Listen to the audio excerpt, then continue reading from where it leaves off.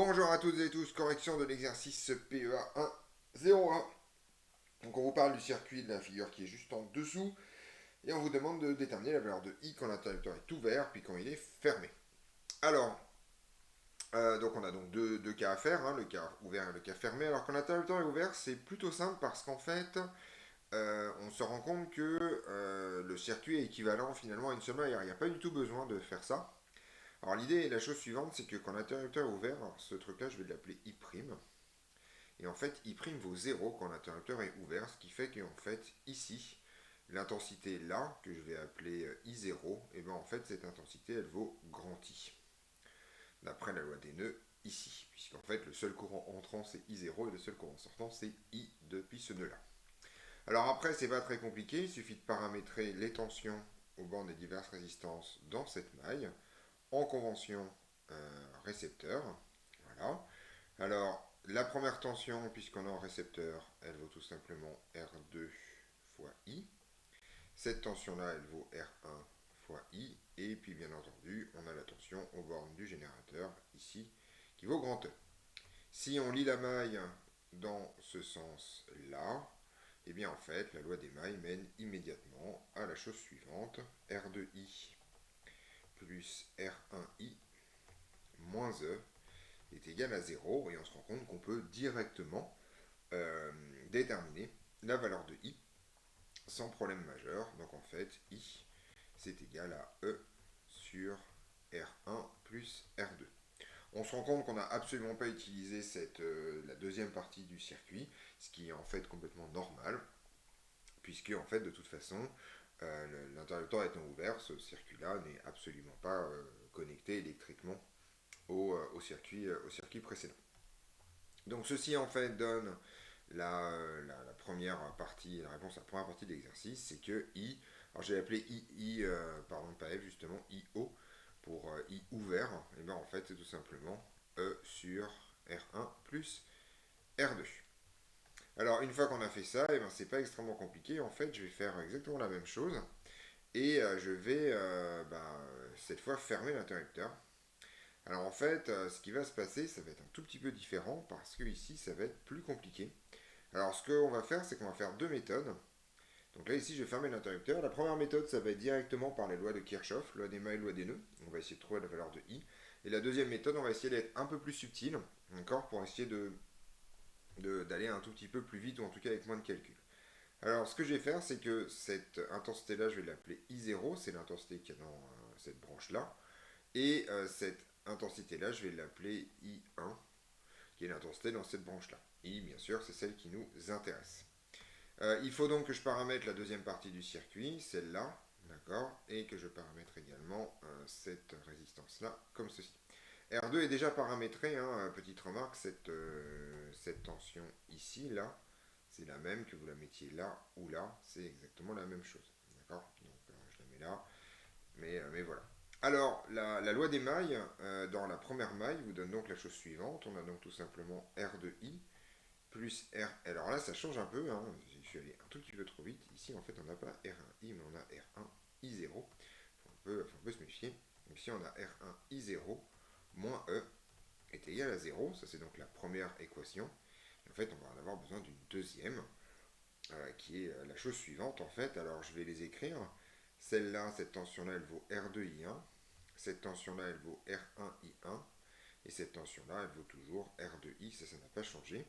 Et donc, pareil, si je lis ma maille dans ce sens-là, eh bien, en fait, je vais avoir donc tout simplement R2I2, pas I2, I1, pardon, je ne sais pas pourquoi je l'ai appelé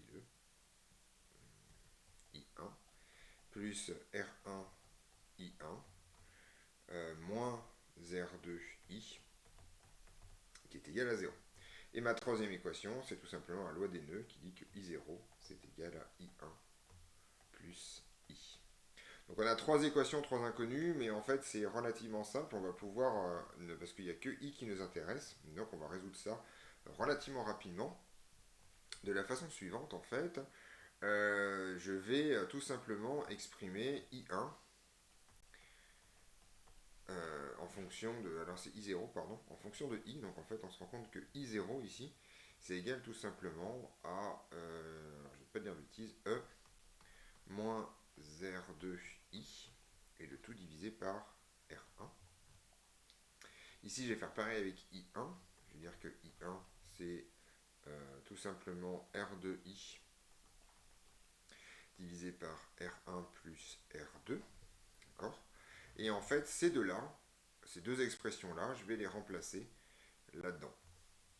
Et donc, encore une fois, je vais avoir tout simplement le fait que E moins R de I, le tout divisé par R2, est égal en fait à R de I, le tout divisé par R1 plus R2, plus I. Alors là, j'ai donc une équation du premier degré en I.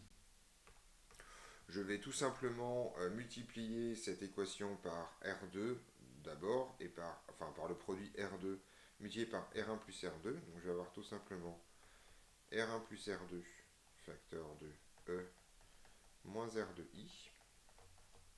De l'autre côté, je vais avoir R2 carré I. Et ici, je vais avoir R2 facteur de R1 plus R2 I. Résultat qui m'embête un peu, j'ai l'impression que j'ai fait une bêtise, mais je sais pas quoi. Il y a un R de I qui va pas. Non, c'est bon.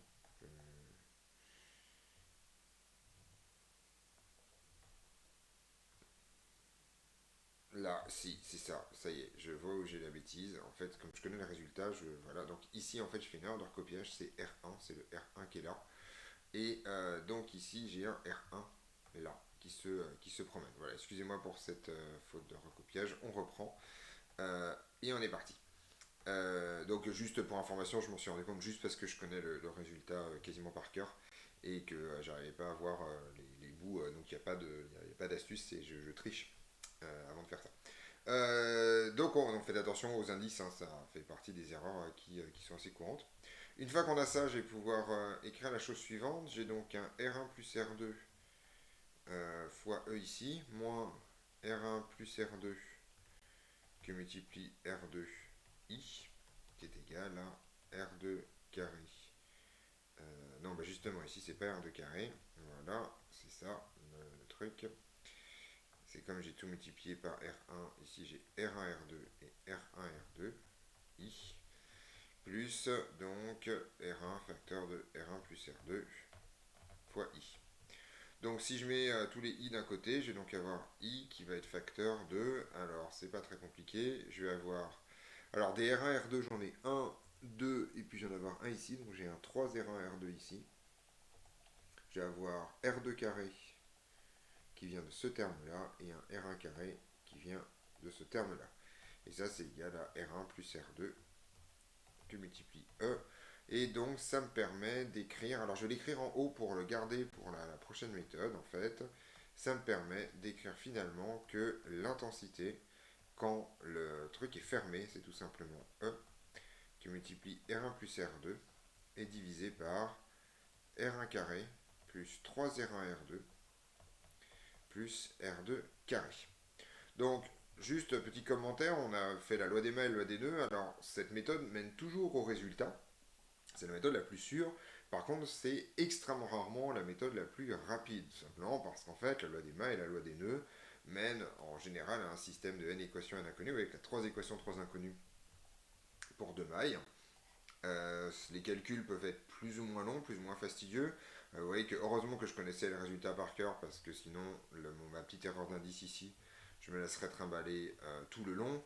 Et donc en fait, c'est une méthode, d'une certaine façon, c'est plutôt heureux que j'ai fait une erreur, parce que ça vous montre que c'est quand même une méthode assez dangereuse, au sens où on se lance tout de suite dans des calculs qui sont assez lourds, assez longs, et sur lesquels en fait une erreur est extrêmement rapidement arrivée.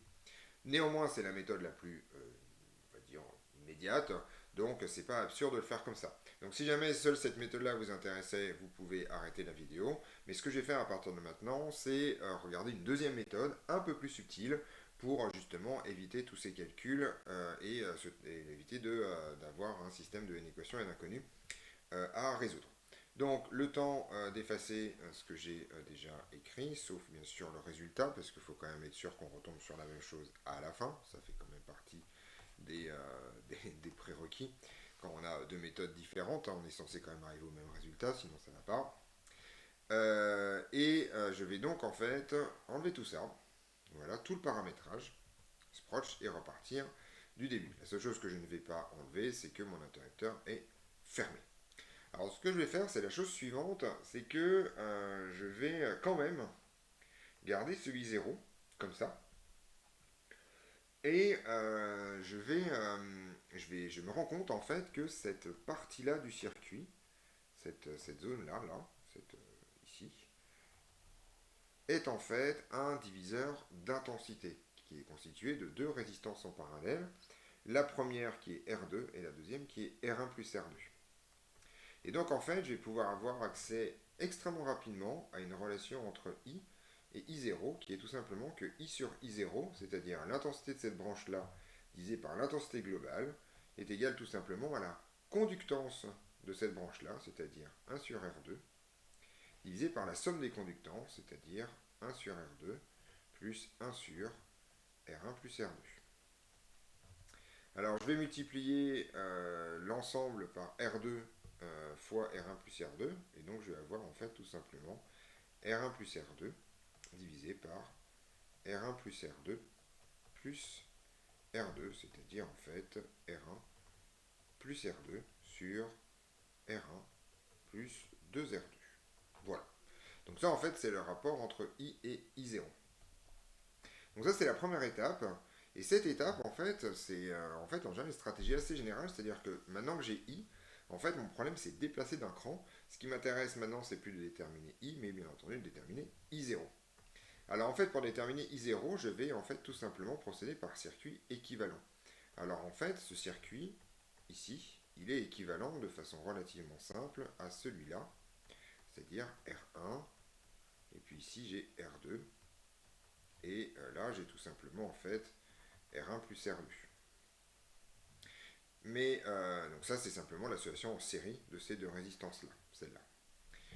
Mais ces deux résistances-là, la résistance R2 et la résistance R1 plus R2, tout ça là, et bien en fait ces résistances-là sont en parallèle, et donc mon circuit est équivalent à mon générateur de tension E, ma résistance R1, et puis une résistance équivalente ici, qui vaut tout simplement le produit sur la somme, puisqu'on a deux résistances, donc qui vaut en fait R2, facteur de R1 plus R2, divisé par la somme, c'est-à-dire R1 plus 2R2.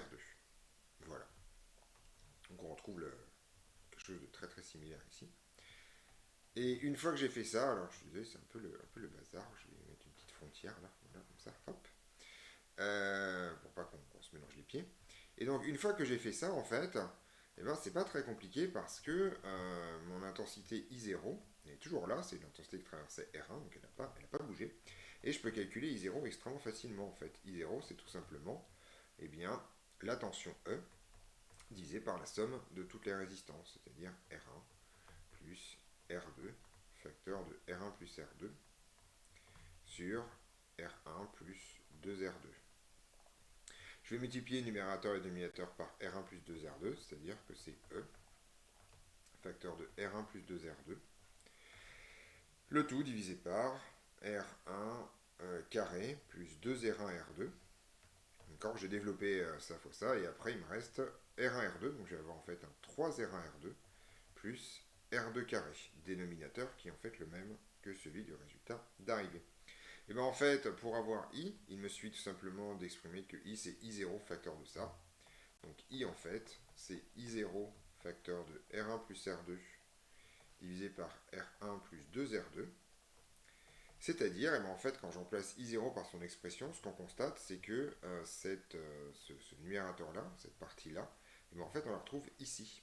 Alors pas tout à fait ça, je dis une petite bêtise, cette partie-là, on la retrouve ici, c'est-à-dire que en fait, ces deux parties-là vont se simplifier, et donc en fait, on trouve tout simplement que c'est égal à E, facteur de R1 plus R2, donc le E il vient d'ici, d'accord, le R1 plus R2 il vient de là, et divisé par, et bien en fait ce dénominateur, c'est-à-dire R1 carré plus 3R1R2 plus R2 carré, qui est exactement ce qu'on avait trouvé tout à l'heure.